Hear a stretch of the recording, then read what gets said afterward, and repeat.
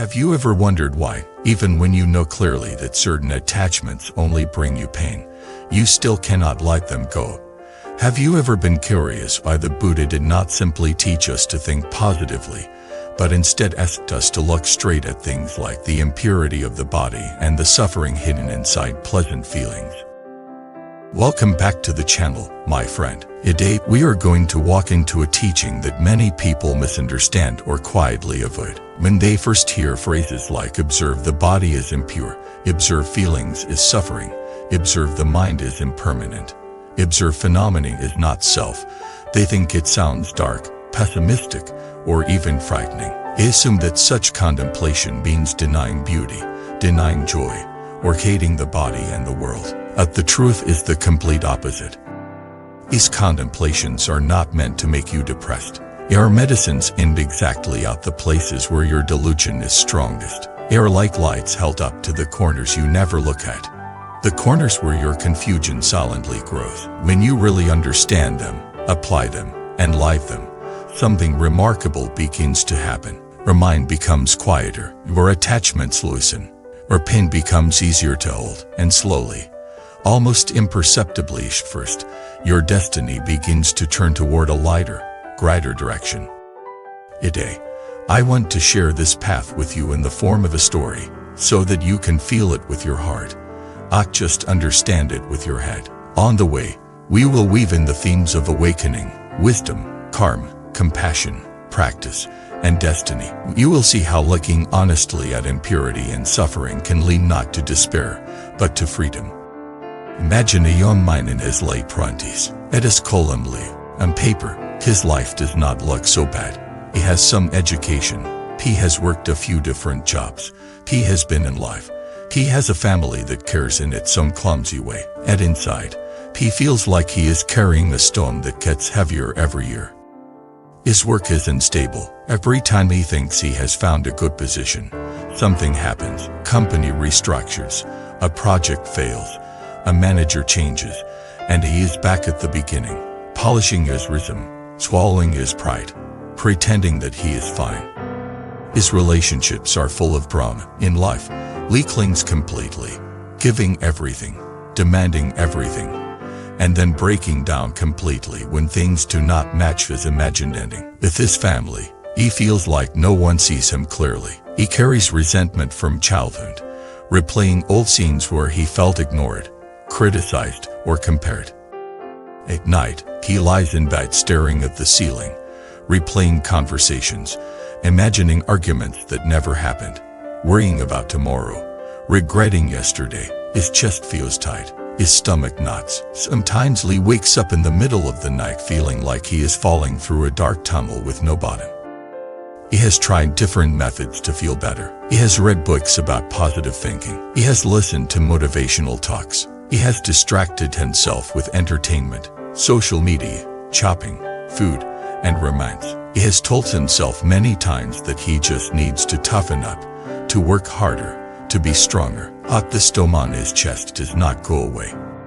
One day, scrolling on his phone, he sees a line that stops him. It says, "When you truly see the four characteristics, your suffering will quietly loosen." He does not fully understand what it means, but something about it touches him. The phrase, observe the body as impure, observe feelings as suffering appears beneath it. A strange sense of familiarity rises in his heart, as if some almost forgotten part of him is being called.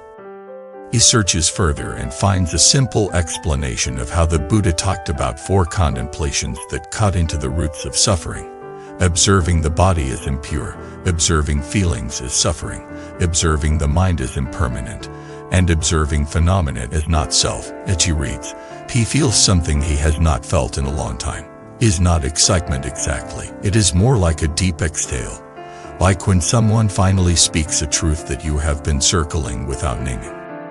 The next day, moved by an impulse he cannot fully explain, Lee decides to visit a small temple not far from his home. It is not one of those grand, glittering temples that tourists photograph. It is simple, almost hidden on a quiet street. When he steps inside the courtyard, the city noise fades. He hears only the faint sound of chanting from the main hall and the whisper of the wind moving through the trees.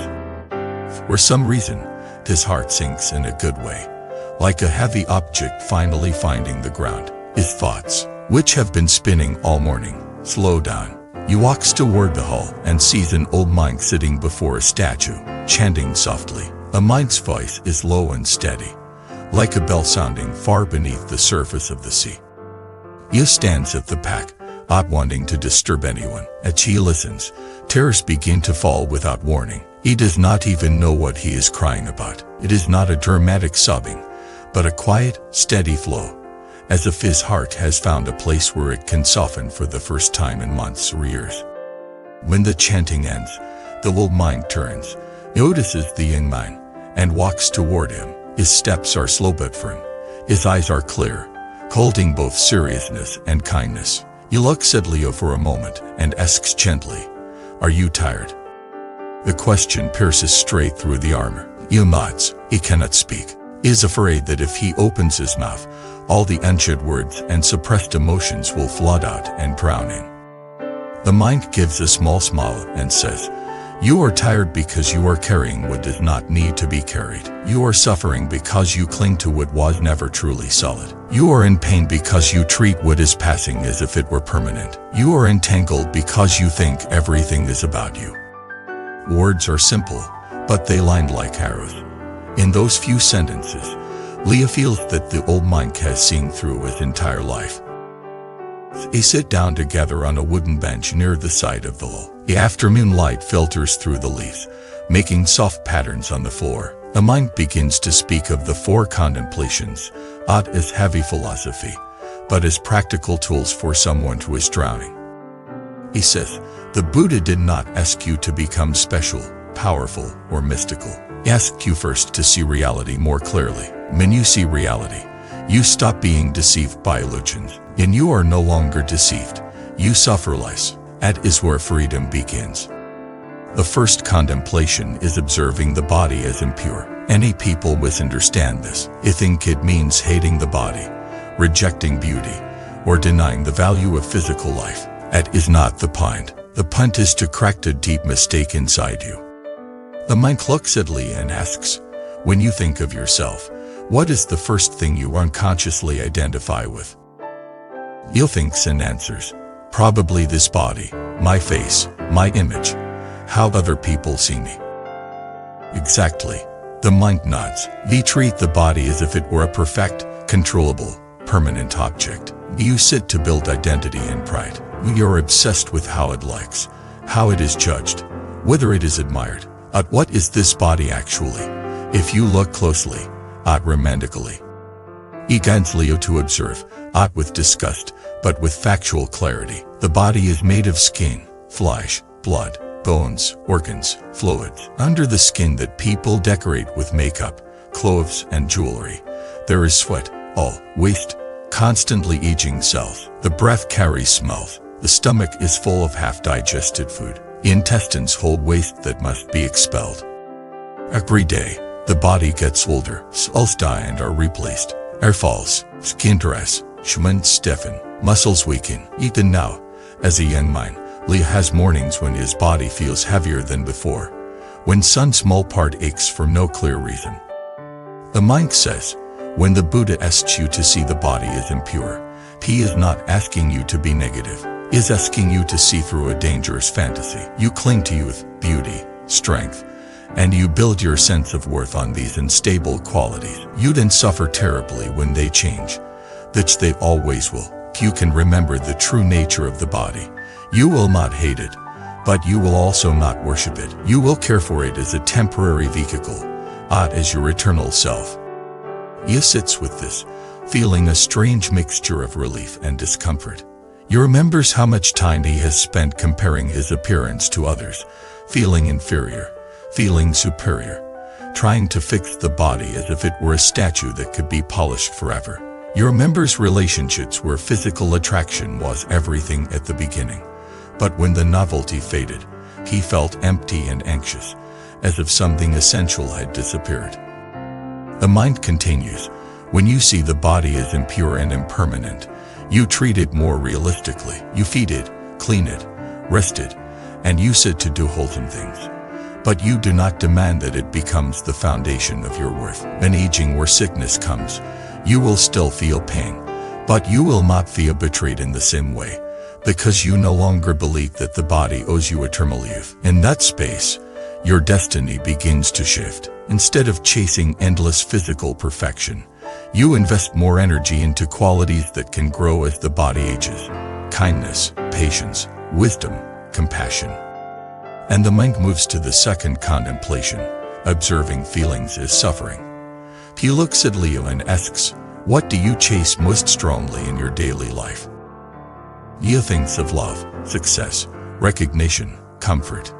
The sweet moments where someone makes him feel special. He answers, "I think I chase feeling good. Want to feel safe, loved, respected, happy." The mind nods. It is natural. All beings move toward pleasant feelings and away from painful ones. The problem rises when you believe that pleasant feelings can be made permanent, and when you attach your entire sense of meaning to them. Observe any pleasant feeling, he says, taste of delicious food, the warmth of a lover's embrace, the satisfaction of praise, the thrill of achievement. All rise, stay for a while, and fade. The more desperately you cling, the more you will suffer when they inevitably change. When the Buddha says observe feelings as suffering, he does not mean that there is no such thing as joy. He means that any conditioned feeling, pleasant or neutral, carries within it the seed of dissatisfaction. Because it is unstable, the very moment you get what you want, a new fear appears beneath the joy. The fear of losing it. When you fall in love, sweetness is married to anxiety. When you gain success, happiness walks hand in hand with pressure, comparison, and the constant worry of failing next time. The mind looks at Leah kindly and says, "You think your ex-partner broke your heart. In truth, it was your refusal to accept change that broke your heart. You treated that relationship as a permanent source of pleasant feelings, as your savior from loneliness and insecurity. You placed that person in the position of something eternal. It cannot carry that weight. In reality, moved on, you felt that life had betrayed you, when in fact you were betrayed by your own misunderstanding." He lowers his head. He remembers his past relationship, the way he clung to the sweet moments, the way he refused to see the growing distance, the way he interpreted every change as proof that he was unworthy.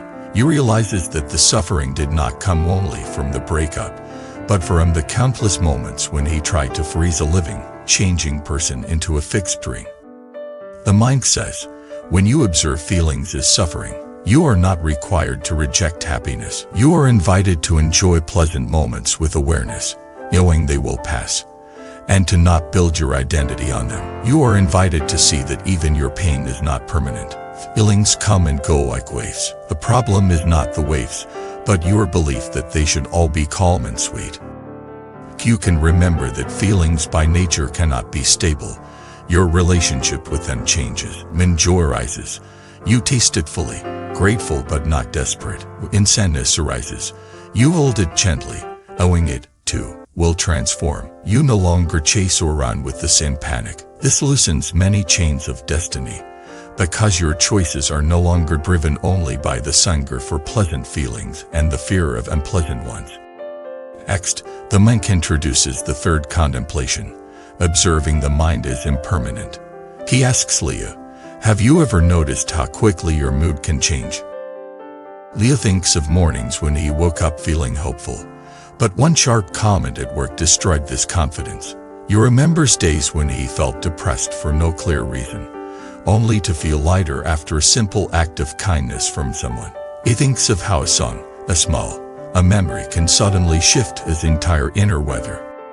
The monk smiles and says, "The mind is like the sky, and your thoughts and emotions are like the weather. There are clear days, cloudy days, storms, gentle breezes, none of them last forever. When you are inside an emotion, you often believe it is permanent. During a storm, you forget that the sky will clear. During a clear day, you forget that storms will come again." When the Buddha asks you to observe the mind as impermanent, he is training you to remember that whatever you feel now is not the complete truth about you. A day you feel like a failure. Tomorrow you might see possibilities again. A day you feel abandoned. Tomorrow you might recognize new connections. A day you are caught in anchor. Tomorrow the same situation may appear meaningless. The mind continues. You say your destiny is hopeless, but that is your current mind speaking, not an objective law. When you treat your passing moods as ultimate reality, you imprison yourself. You can begin to see that the mind changes moment by moment. You can stop building eternal self-images on temporary emotional states. He thinks of all the times he told himself, I am always like this. I will never succeed. Nobody will ever love me. Was statements are born from a particular mood, but he had treated them as facts. Because he believed them, he acted from them. And those actions in turn shaped his life. It is like writing a tragic script based on yesterday's storm, and then forcing yourself to perform it forever. The mind says, observing the mind as impermanent gives you a precious freedom. When anger rises, you can tell yourself, this is anger moving through my mind. It will pass. I do not need to throw it on others. When despair rises, you can say, this is a dark cloud, not the whole sky. You may still feel pain, but you are less likely to be swallowed. Over time, this changes the direction of your karma, the habitual patterns that form your destiny. Finally, the mind speaks of the fourth contemplation. Observing phenomena is not self. He takes a small leaf from the ground and turns it between his fingers. He explains, everything that appears in your life arises from causes and conditions. Your body, your personality, your relationships, your successes and failures, your joys and sorrows, all are woven from countless factors, genes, family background, culture, personal choices, other people's choices, weather, economy, time, chance meetings. Nothing stands alone. And you take everything personally. The project fails. You think, I am worthless. Someone leaves. You think, I am unlovable. The door closes. You think, the universe is against me. You carry all events on your shoulders, as if you were the center around which everything happens. Observing phenomena is not self. Means recognizing that happenings are not personal attacks or rewards aimed at a fixed self. They are the unfolding of causes and conditions. This does not erase responsibility, where choices matter, but it frees you from the constant burden of interpreting everything as proof that you are good or bad, blessed or cursed. The mind looks sadly and says, not everything that ends is your fault. Not everything that begins is your achievement. You are part of a web, not a lonely hero or victim standing apart. In circumstances change. Sometimes it is simply because the conditions that supported something have shifted. You can learn from it. You can adjust. You can plant new causes. But you do not need to turn every event into a heavy judgment of your own worth. Leo feels something in his chest loosen. He remembers how he has blamed himself for every failure and blamed others for every pain. He has carried an invisible accusation inside, either directed at himself or at the world. The idea that things arise and pass because of countless conditions, not solely because of him, feels both humbling and relieving. The mind says, when you see that phenomena are not self, you can participate in life with more lightness. When something good comes, you are grateful, but you do not grab it as your permanent possession. When something painful comes, you look for the causes, learn what you can, and allow it to pass. You do not have to turn everything into a personal story of eternal tragedy. At afternoon, under the quiet sky of the small temple, these four contemplations sink into Leah's heart. They are not just ideas. They are like four mirrors showing him what he has been doing all along without knowing. He sees how he has treated his body as his identity, worshipping it when it served his ego, hating it when it did not. He sees how he has chased pleasant feelings like a starving person chasing mirages, and how he has built his life around evading discomfort, only to feel more fragile with every attempt. He sees how he has believed his passing moods as final verdicts, letting a temporary wave decide the shape of his whole future. He sees how he has taken every event as a statement about his worth, loading himself with blame and resentment instead of understanding causes and conditions. The mind does not ask him to become a monk or to run away from his life. He simply says, If you want to change your destiny, start by looking. You not just look once, look again and again. Practice these contemplations in your daily experiences. So that is what Leah slowly begins to do. He continues his normal life. He still has to go to work, pay bills, deal with family, face his own loneliness and desires. The difference is that now he has a new way of seeing.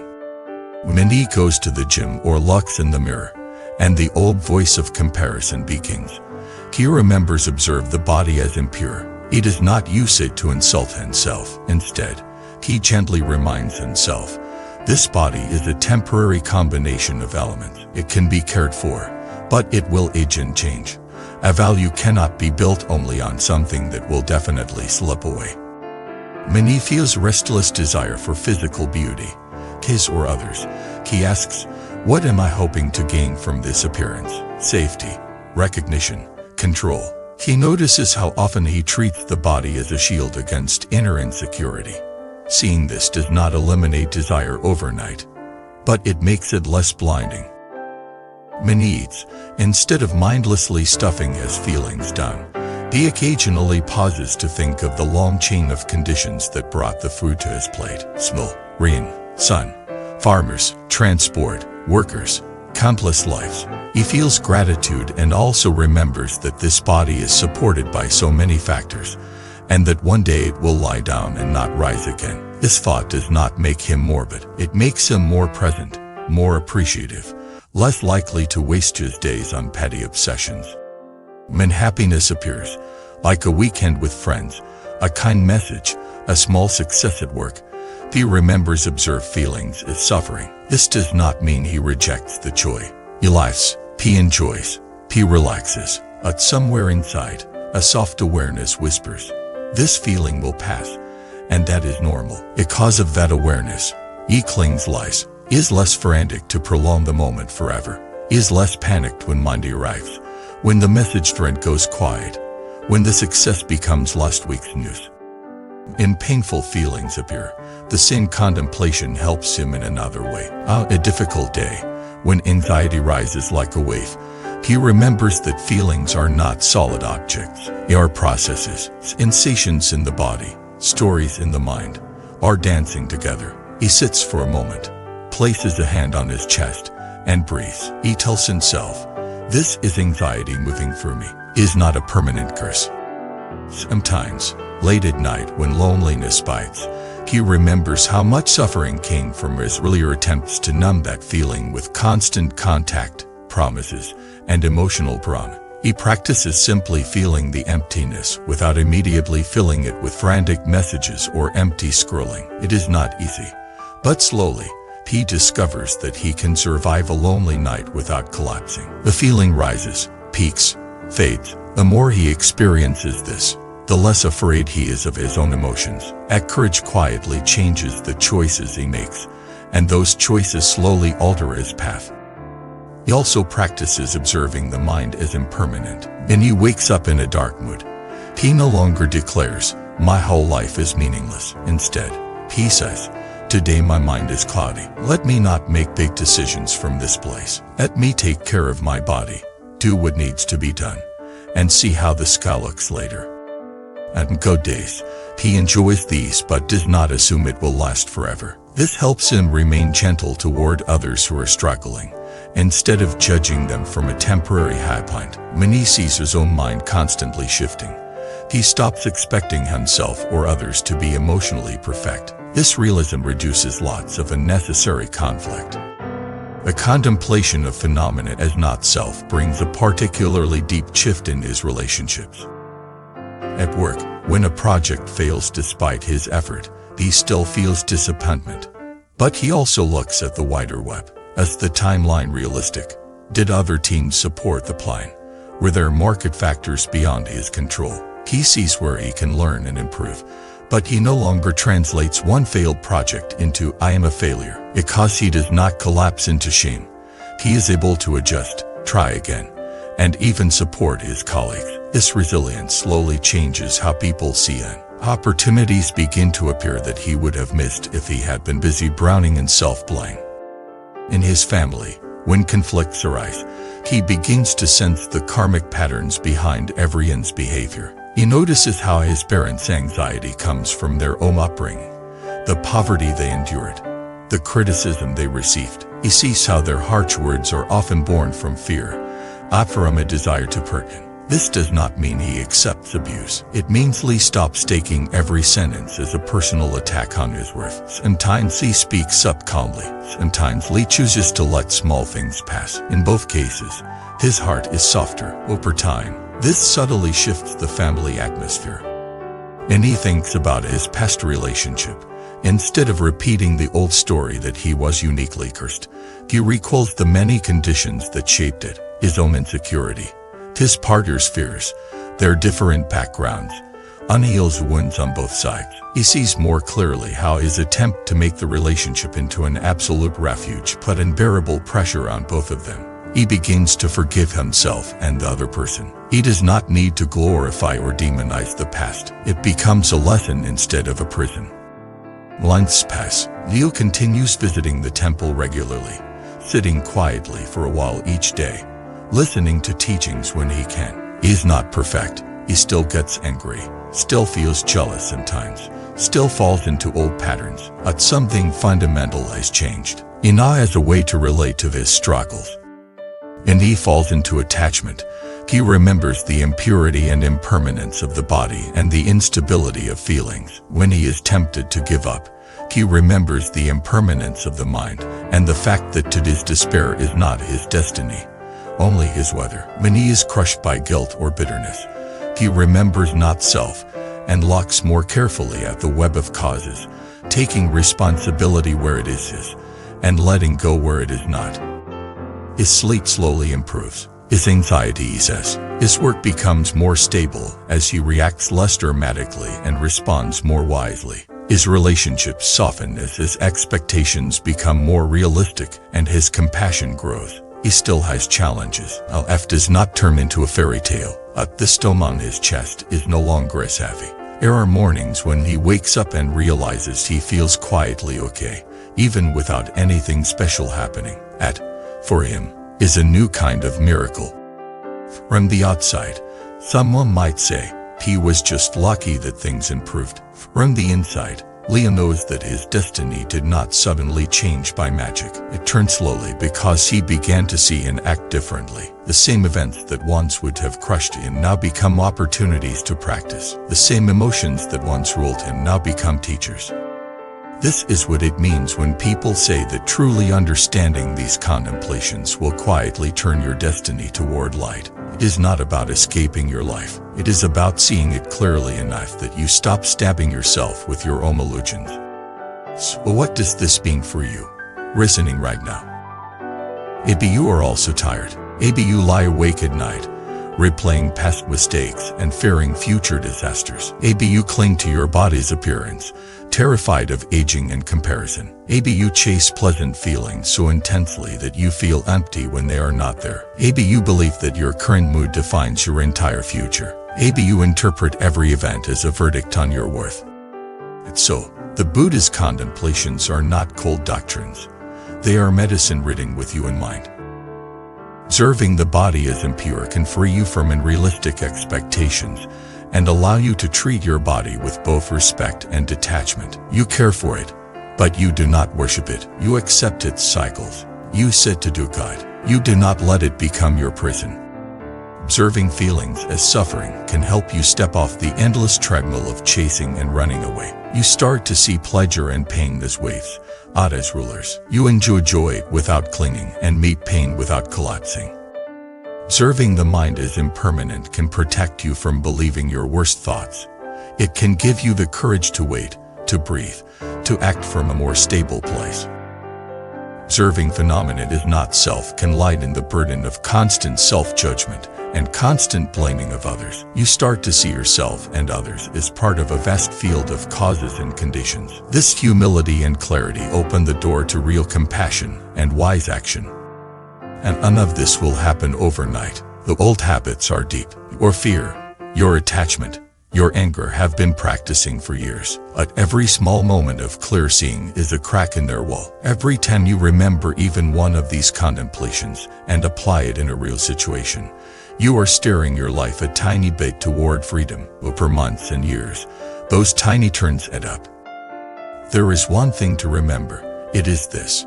These teachings are not meant to scare you away from life, but to wake you up within it. When you see that the body is impure and impermanent, you cherish health without clinging. When you see that feelings are unstable, you enjoy them without being enslaved. When you see that the mind changes, you stop turning temporary storms into eternal curses. When you see that phenomena are not self, you relax your grip, soften your judgments, and open to a wider view. In that wider view, compassion naturally grows. You realize that everyone around you is also trapped in their own misunderstandings about body, feelings, mind, and self. The angry driver on the road, the stubborn coworker, the fearful parent, the jealous friend, the ex who hurt you, all of them are fighting with illusions just like you. From that realization, kindness becomes not a moral duty, but a natural response. As we come to the end of this sharing, I invite you to take a quiet moment and ask yourself, which of these 4 contemplations speaks to me most right now? Is it my relationship with my body, my addiction to feelings, my belief in that current mental state, or my tendency to take everything personally? Choose just one of them and carry it into your week. When you look in the mirror, remember the nature of the body. When you feel a strong emotion, remember the nature of feelings. When your mood goes up or down, remember the nature of the mind. When something happens that hurts or delights you, remember the web of causes and conditions. Do not try to be perfect, just remember, again and again. At remembering is already practice. At practice is already a quiet turning. If this story and reflection resonated with you, if you felt something in your own heart relax or awaken while listening, I invite you to share your experience in the comments. Have you ever clung to the body as if it were permanent and then suffered when it changed? Have you ever attached your whole life to a particular feeling and then felt lost when it faded? Have you ever mistaken a temporary mood for your true identity? Have you ever blamed yourself for everything that happened, or blamed the world for everything, without seeing the wider web of conditions or stories? Your honesty may be exactly what someone else needs to hear today. If you would like to continue exploring teachings on awakening, wisdom, karma, compassion, practice, and the subtle ways we can turn our destiny toward light, please subscribe to the channel, like this video, and share it with friends who are walking through their own dark nights. Your support helps keep this space alive as a small refuge for hearts that are tired of illusions and ready to look gently but bravely at the truth. If you feel called, you can also join as a member, so that together we can go deeper into practical contemplations and everyday methods for transforming suffering into insight, confusion into clarity, and heaviness into a more spacious way of being. Thank you for staying with me through this long journey. You, little by little, learn to see your body, your feelings, your mind, and your life as they really are. May that clear seeing ease your suffering. May it guide you, step by step, toward a destiny that is lighter, kinder, and filled with a wiser kind of joy. At the end of the day, we all need something that brings us back to ourselves. Something that reminds us to slow down, breathe, and stay centered. Simple bracelet can do exactly that. Every bead you touch brings your mind back to calm, back to clarity, back to the present moment. If one of the bracelets you just saw resonates with you, you can find the purchase link in the video description and explore more beautiful styles in our channel store. Let the one meant for you find its way to your wrist.